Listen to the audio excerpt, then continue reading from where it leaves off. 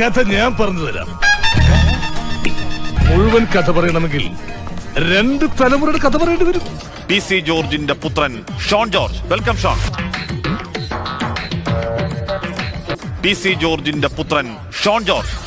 എനിക്ക് പറ്റുന്ന ഫാമിലി ആണോടാ? വേദിയിൽ പോയി കൈവെട്ട് കേസിൽ അവർക്ക് പിന്തുണ കൊടുത്തു. PC അറിയോ? നാട് മുഴുവൻ നിരങ്ങി നാട്ടുകാരെ മുഴുവൻ പറ്റിച്ചു നടക്കുന്ന ചില അലവലാദികളുണ്ട്. കേൾക്കണോ? കൈവെട്ട് കേസിൽ PC ജോർജ് PFIക്ക് പിന്തുണ കൊടുത്തു. എന്റെ ഈ അന്ന സത്യം ഞാനങ്ങനെ ചെയ്തിട്ടില്ല. വെറുതെ കഴിഞ്ഞ ആഴ്ച നടന്ന കാര്യങ്ങൾ പറഞ്ഞ് എന്നെ നാറ്റിക്കരുത്. ഷോൺ ഇവിടെ PFI വേദിയിൽ പോയി അവർക്ക് പ്രഖ്യാപിക്കുക, അവരുടെ കൈവിട്ട് കേസിലടക്കം പിന്തുണ പ്രഖ്യാപിക്കുക. അതിനുശേഷം RSന്റെ വേദിയിൽ വന്ന് അവർക്ക് പിന്തുണ പ്രഖ്യാപിക്കുക.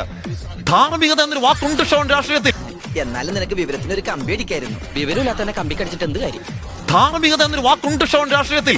നെയ്മിടില്ല, നിന്റെ മറ്റവനെയും വിടില്ല. ഈ നാട് മുഴുവൻ മനസ്സിലാക്കട്ടെ. ഞാൻ മാറട്ടക്കാരനാണ്. ജോസഫ് ഗ്രൂപ്പ്, മാണി ഗ്രൂപ്പ്, പിന്നീട് സ്വന്തമായിട്ട് പാർട്ടി, പിന്നീട് വീണ്ടും മാണി ഗ്രൂപ്പ്, പിന്നീട് LDFുമായിട്ടും UDFുമായിട്ടും ആലോചനകൾ, പിന്നീട് നിയമസഭയിൽ O രാജഗോപാലൻ പ്രത്യേക ബ്ലോക്ക്, പിന്നീട് ഇറങ്ങി വീണ്ടും LDFുമായി UDFുമായും ആലോചന.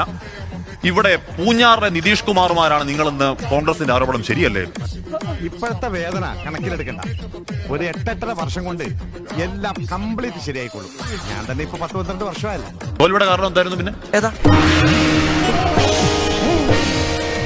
അയ്യേ, ഇവിടെ കൊച്ചു പിള്ളേരൊക്കെ ഉള്ളതല്ലേ, അവരുടെയൊക്കെ മുമ്പ് വെച്ച് വേണ്ട. സെമിനാർ കഴിയുമ്പോ പാപ്പച്ചൻ മേടയിലേക്കൊന്ന് വരണം.